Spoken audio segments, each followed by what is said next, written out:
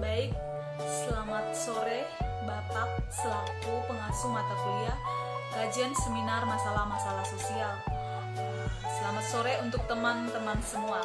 Baik, dalam video kali ini saya akan menjelaskan tentang buku pertemuan pertama, tugas pertama, yaitu tentang internet.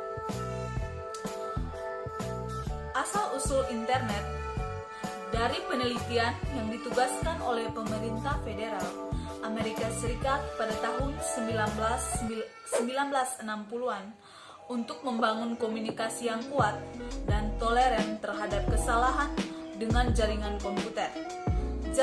Jaringan prekursor utama ARPANET awalnya berfungsi sebagai tulang punggung untuk interkoneksi jaringan akademik dan militer regional pada tahun 1980-an. Pendanaan National Science Foundation Network sebagai tulang punggung baru pada 1980-an serta pendanaan swasta untuk ekstensi komersial lainnya mendorong partisipasi dunia dalam pengembangan teknologi jaringan baru dan penggabungan banyak jaringan. Keterkaitan jaringan komersial dan perusahaan pada awal tahun 1990-an menandai dimulainya transisi ke internet komersial dan ke internet modern dan menghasilkan pertumbuhan eksponensial yang berkelanjutan ketika generasi komputer institusional, personal, dan seluler terhubung ke jaringan. Meskipun internet banyak digunakan oleh akademisi sejak tahun 1980-an, komersialisasi memasukkan layanan dan teknologi ke dalam hampir setiap aspek kehidupan modern. Sebagian besar media komunikasi tradisional, termasuk telepon, radio, televisi, surat kertas, dan surat kabar dibentuk ulang, didefinisikan ulang, atau bahkan dilewati oleh internet, sehingga melahirkan layanan baru seperti email, telepon internet, televisi, internet, musik online, surat kabar digital dan situs web, streaming video, surat kabar, buku, dan penerbitan cetak lainnya beradaptasi dengan teknologi situs web atau dibentuk kembali menjadi blogging, feed web, dan agregator berita online. Internet telah memungkinkan dan mempercepat bentuk interaksi pribadi baru melalui pesan instan. Internet tidak memiliki tata kelola terpusat tunggal dalam implementasi teknologi atau kebijakan untuk akses dan penggunaan. Setiap jaringan konstituen menetapkan kebijakannya sendiri. Kolaborasi internasional awal untuk ARPANET jarang terjadi. Pengembang Eropa khawatir dengan perkembangan jaringan.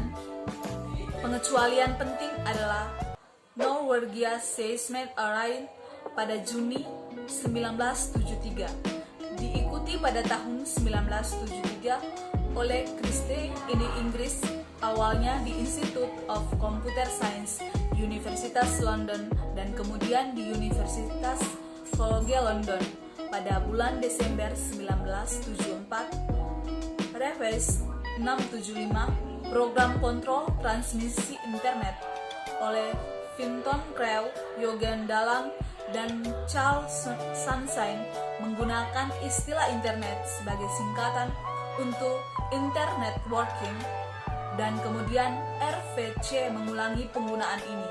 Akses ke ARPANET diperluas pada tahun 1981 ketika National Science Foundation atau NSF menandai Computer Science Network pada tahun 1982. Internet Protocol Suite distandarisasi yang memungkinkan proliferasi jaringan interkoneksi di seluruh dunia.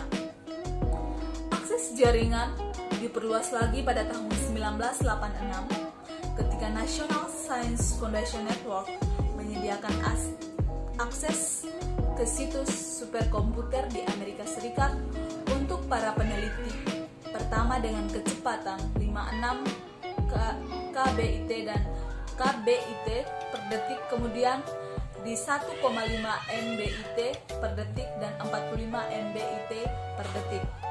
Penyedia layanan internet komersial atau ISP muncul pada akhir tahun 1980-an dan awal tahun 1990-an. ARPANET dinotifikasikan pada tahun 1990.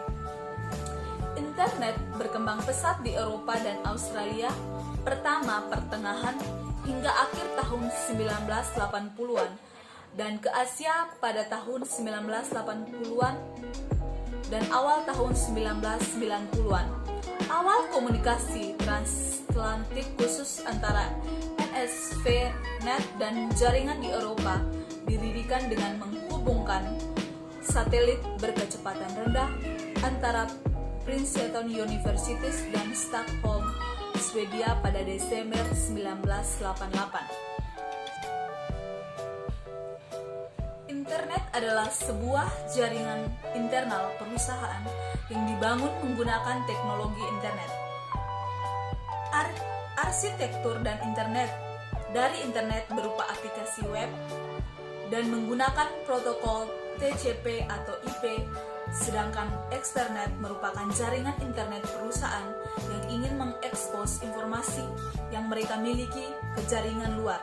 Sementara internet adalah sebuah sistem komunikasi global yang menghubungkan komputer-komputer dari jaringan-jaringan komputer di seluruh dunia.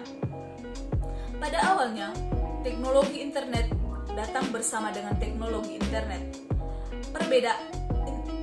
Pada awalnya, teknologi intranet datang bersama dengan teknologi internet. Perbedaannya adalah pada penggunaan firewall bagi jaringan lokal intranet yang terkoneksi ke internet. Agar dapat melindungi aset sistem informasi yang dimiliki oleh perusahaan dan serangan pihak luar. Hal ini menjadikan internet benar-benar dapat berfungsi dengan baik secara independen dan pada intranet karena intranet tidak terhubung ke jaringan luar. Dengan kata lain, membedakan antara intranet dan internet adalah dari sisi penggunaannya. Aplikasi dan informasi dari intranet ditunjukkan hanya untuk perusahaan itu sendiri, sedangkan internet untuk kalangan umum atau mendunia. Berikutnya, komponen pembentukan dari intranet adalah yang pertama aplikasi browser, yang kedua komputer server, yang ketiga perangkat jaringan, yang keempat TCP atau IP, yang keenam bahasa pemrograman, yang ketujuh komputer client. Perangkat bantu atau development tool untuk manajemen jaringan lokal.